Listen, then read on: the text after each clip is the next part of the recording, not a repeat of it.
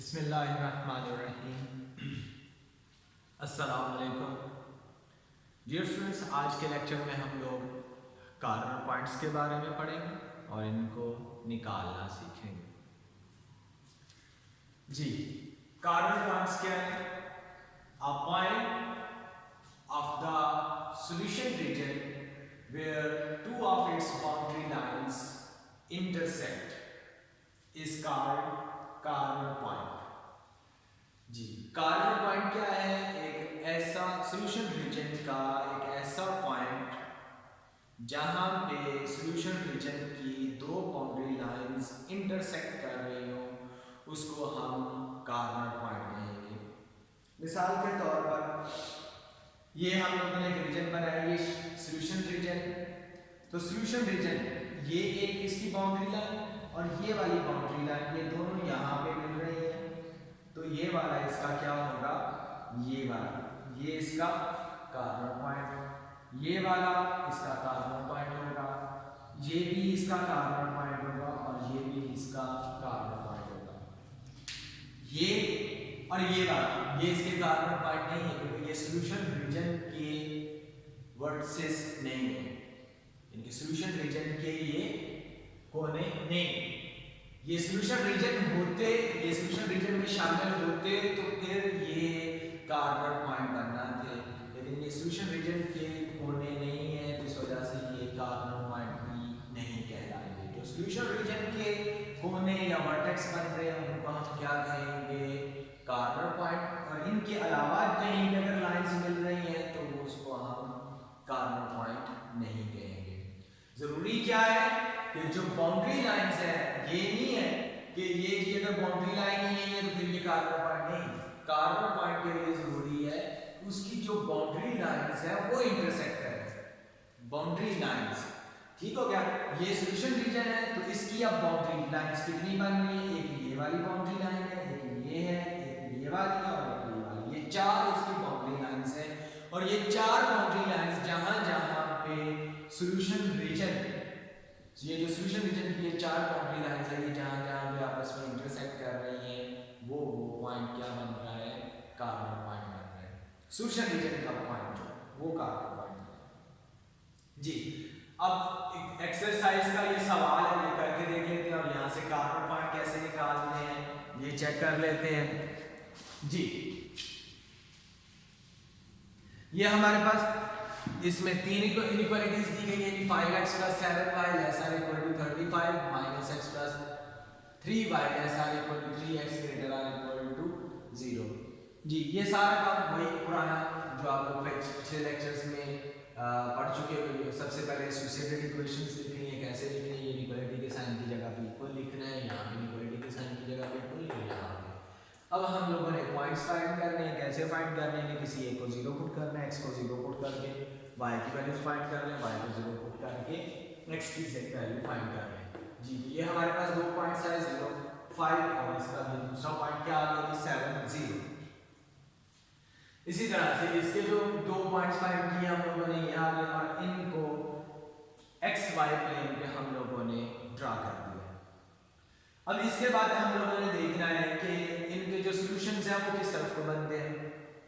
तो हम लोगों ने चेक किया, इसमें और इसमें ओरिजिन पुट किया, ओरिजिन यानी कि 0 0 को पुट किया तो इन दोनों ने सेटिस्फाई कर दिया। तो इसका मतलब क्या हुआ कि इसका ग्राफ भी ओरिजिन की तरफ है, इस तरफ, और इसका ग्राफ, इस वाली का ग्राफ भी किस तरफ हुआ है? ओरिजिन की तरफ। इसका ग्राफ भी ओरिजिन की तरफ और इसका ग्राफ भी ओरिजिन की तरफ है। इन दोनों का ग्राफ ओरिजिन की तरफ बन रहा है।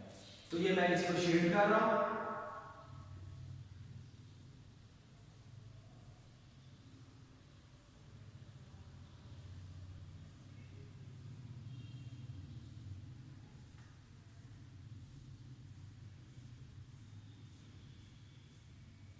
जी, ये इसका ग्राफ हम लोगों ने शेड कर दिया।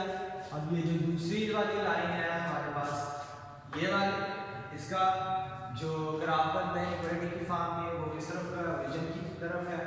तो इसका ग्राफ नीचे की तरफ, इसको शेड कर देते हैं।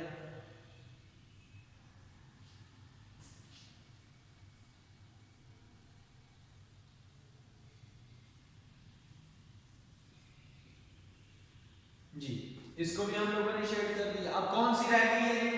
x ग्रेटर और इक्वल टू 0। ये x इज इक्वल टू 0, ये y एक्सिस जो है ये x इज इक्वल टू 0 है। इसके लिए पॉइंट्स वगैरह कुछ भी निकालने की जरूरत नहीं है, ये x इज इक्वल टू 0 है, बस ठीक हो गया। अब इसके बाद इस काम में क्या कह रहा है? x ग्रेटर और इक्वल टू 0, ग्रेटर और इक्वल टू 0 इस तरफ हो, तो इसका ग्राफ इस तरफ हो।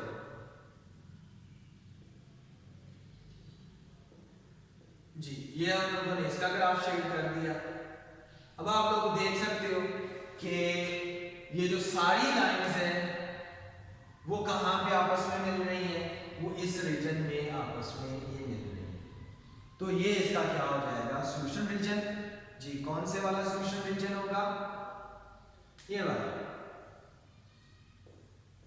ये वाला जो है ये सॉल्यूशन रीजन हो जाएगा। ये मैं इसको शेड कर देता हूँ, इससे रेड वाले से करते हैं।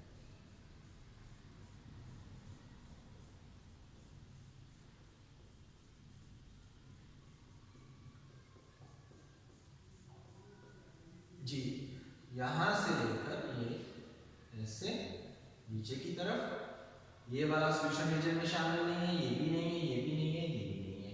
सिर्फ इतना सा हिस्सा जो है ये सॉल्यूशन रीजन में शामिल है, ये वाला।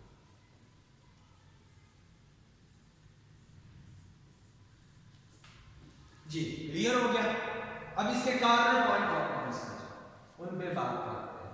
इसके कार्नर पॉइंट्स एक यहाँ पे ये तीन बाउंड्री लाइंस हैं, एक ये वाली है, एक ये है और एक ये तीन बाउंड्री लाइंस हैं। और अब आपने देखा ये सॉल्यूशन रीजन के कौन कौन से वर्टेक्स बनते हैं, कौन कौन से कार्नर पॉइंट बनते हैं। एक तो ये बन रहा है, ये सॉल्यूशन रीजन के ये कोना बन रहा है जो इसको घेरे हुए सॉल्यूशन रीजन को, एक ये बन रहा है और एक ये बन रहा है। सिर्फ ये दो कार्नर पॉइंट बन रहे हैं, इसके अलावा कार्नर पॉइंट नहीं बन रहे। ये इसका कार्नर पॉइंट नहीं है क्योंकि ये सॉल्यूशन नीचे आ रहा है। तो ये इसकी वैसे भी आप लोग देख सकते हो कि ये तो इसकी बाउंड्री लाइन ही नहीं है। जब ये इसकी बाउंड्री लाइन नहीं है तो आपने क्या कहा था कि इसकी दो बाउंड्री लाइंस आपस में इंटरसेक्ट करनी चाहिए। तो ये एक बाउंड्री लाइन है, तो ये दूसरी बाउंड्री लाइन नहीं है, तो इसलिए ये वर्टेक्स भी नहीं है। और आप देख सकते हो कि ये इसका वैसे भी कोना नहीं बन रहा। जी, ये क्योंकि ग्राफ इस तरह से है ना नीचे की तरफ, तो ये तो इसका कोना नहीं बन रहा। तो इसके सिर्फ कितने वर्टेक्स बन रहे हैं कोने कार्नर पॉइंट्स? इसके सिर्फ दो कार्नर पॉइंट बन रहे हैं, एक ये वाला है और एक ये वाला है। ये तो हमें पता है कि ये किसके बराबर है, जो ये था 1 0 1, एक तो ये कार्नर पॉइंट हो गया। और जो दूसरा कार्नर पॉइंट है वो कहाँ पे कि इस जगह पे, और इसकी वैल्यू तो हमारे पास नहीं है। हाँ, एक अंदाजा लगाया जा सकता है कि इसकी वैल्यू क्या होगी, कितनी हो सकती है, ये पता चल सकता है। ग्राफ अगर एग्जैक्ट बना हुआ है, ठीक बना हुआ है, अंदाजा हो सकता है, लेकिन आप एग्जैक्ट नहीं बता सकते। जी देखिए, ये 0 से इसकी लाइन ये 0 से ऊपर है और 2 के करीब है, तो इन बिटवीन जो इसकी y की वैल्यू होगी इन बिटवीन 1 और 2 होगी। और आप यहाँ से देखें तो ये क्या आ रहा है, 4 और 3 के दरमियान, 4 के करीब है, 3 से ज़्यादा दूर है, तो ये 4 और 3 के दरमियान इसका x वाला पॉइंट होगा। अब ये फाइंड कैसे करें? अब अगर आप देखो तो ये वाली लाइन है -x + 3y = 3, ये वाली लाइन, और ये जो 5x + 7y = 35, ये दोनों लाइनें यहाँ पे मिल रही हैं, ये दोनों एक दूसरे को इंटरसेक्ट कर रही हैं। तो हम लोग क्या करेंगे, इन दोनों इक्वेशंस को सॉल्व करेंगे। जब हम इन दोनों इक्वेशंस को सॉल्व करेंगे तो जो इन दोनों का सॉल्यूशन आएगा वो ये वाला पॉइंट होगा, यानी कि ये जो कार्नर पॉइंट है ये आपका निकल आएगा। एक कार्नर पॉइंट तो आपके पास है 0 1, इस कार्नर पॉइंट इसको निकालने के लिए हम क्या करेंगे, ये देखेंगे कि ये कौन सी दो लाइनें जो आपस में इंटरसेक्ट कर रही हैं। जो लाइनें आपस में इंटरसेक्ट कर रही होंगी उन दोनों को हम लोग सॉल्व कर देंगे। उन दोनों को सॉल्व करके जो हमारे पास पॉइंट निकलेगा वो इसका ये वाला पॉइंट होगा जहां पर ये दोनों लाइनें इंटरसेक्ट कर रही हैं। तो इन दोनों को सॉल्व करने के लिए मैं इस इक्वेशन को क्या कह देता हूँ कि ये वाली 1 है और ये वाली इक्वेशन जो है ये 2 है। जी, और अब हम क्या कर रहे हैं कि क्योंकि ये -x है, ये +5x है, तो मैं इसको 5 से मल्टीप्लाई करके इस इक्वेशन को 5 से मल्टीप्लाई करके इसमें ऐड कर देता हूँ।